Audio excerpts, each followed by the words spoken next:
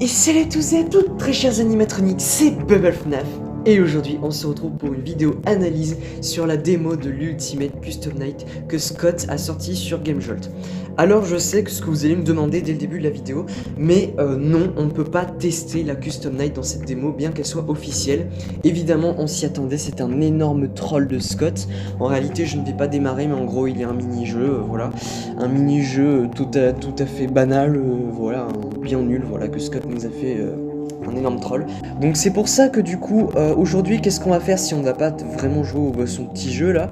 Eh bien, on va plutôt analyser ce que nous savons parce que le menu a l'air d'être officiel, parce que ça ressemble vachement à ce que nous avons vu dans la bande-annonce. Par exemple, si je mets Office, on peut voir les différents offices qui sont effectivement bien à la même place que la dernière fois.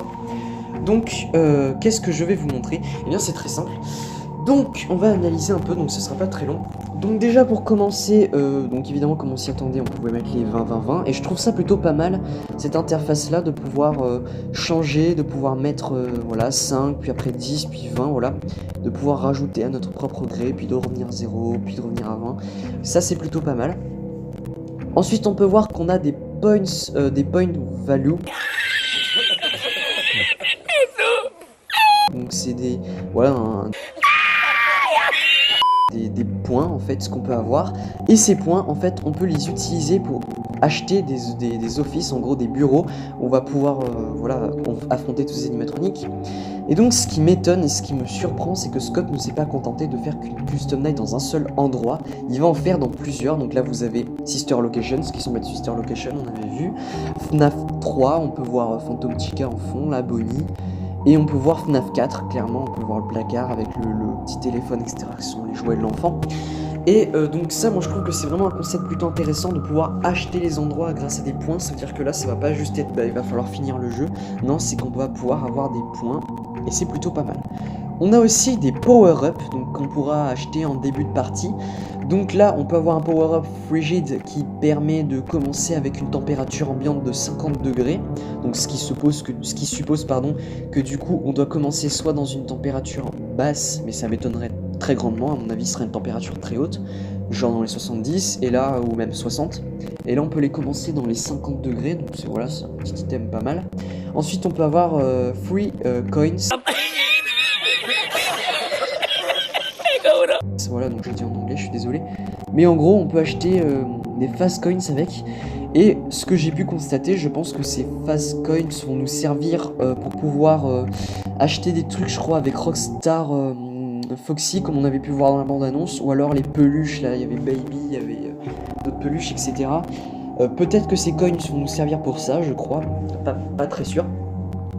Ensuite, on a un item batterie, donc là, qui nous indique qu'on pourra commencer la nuit avec 102% de batterie, ce qui est plutôt pas mal. Ça veut dire que du coup, enfin pas mal, c'est 2%, mais ce qui veut donc suggérer que la Custom Night aura des pourcents. Les pourcents sont vraiment très importants et se joueront vraiment à ça. 2% pourrait nous sauver, vous voyez donc voilà un item plutôt sympathique. Et ensuite, on a un item Didi Rebelle, donc qui nous prévient de l'apparition de Didi. Si vous ne savez pas qui c'est Didi, c'est ce personnage-là. Et donc, elle permet de faire réapparaître un animatronique complètement au hasard. En plein milieu d'une partie, elle peut apparaître ou pas. C'est complètement aléatoire son arrivée. Et donc, avec cet item, on peut prévoir quand Didi va arriver. Et donc, être un peu plus sur ses gardes. Donc, c'est plutôt pas mal. Donc, hormis ces items, il y a également ce dont on s'attendait et on a vu aussi dans la bande-annonce, les challenges. Et donc là, au niveau des challenges, je n'ai strictement rien à dire.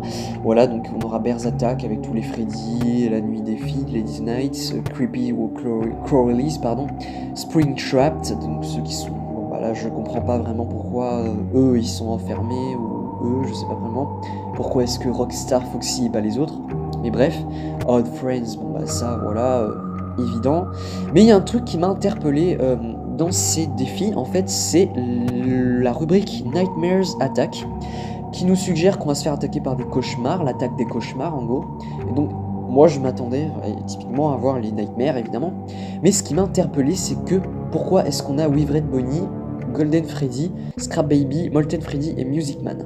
Et Lefty, pardon, aussi.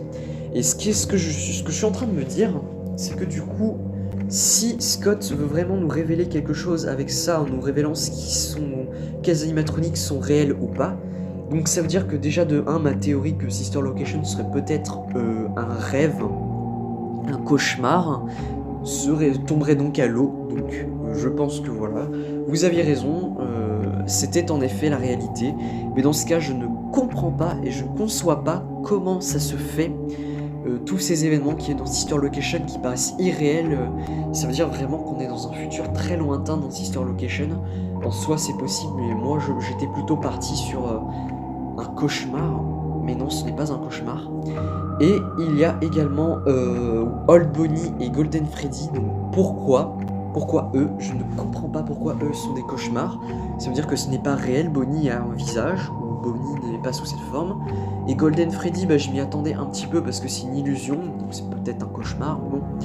Et après, je reste un peu perplexe pour Lefty, Scrap Baby, Molten Freddy, Music Man.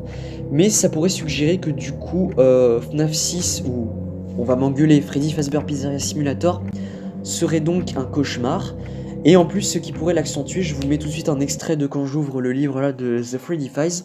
On peut constater qu'à la fin, Scott a mis qu'on allait se retrouver dans nos prochains cauchemars. Enfin voilà, il suggérait que les prochains jeux ou quelque chose serait dans nos cauchemars.